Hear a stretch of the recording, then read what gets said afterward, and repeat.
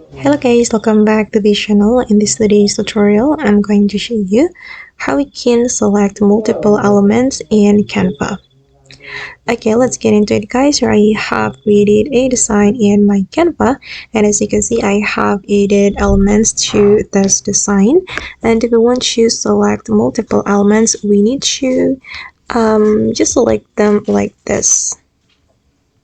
Okay, and as you can see that all my elements have been selected. Then if you want to group it, you just need to click on group option, and now the element has been become one group. And if you want to ungroup, you just need to click on ungroup. And if you want to select, for example, two elements, you just need to do like this. You can use your cursor to select them, and then you can group it. Okay, now it's done. Alright guys, and that's all the way to select multiple elements in Canva. I hope this tutorial will be useful for you. Thank you so much for watching, and if you found this tutorial useful, don't forget to like, comment, share, and also subscribe to this channel. Bye!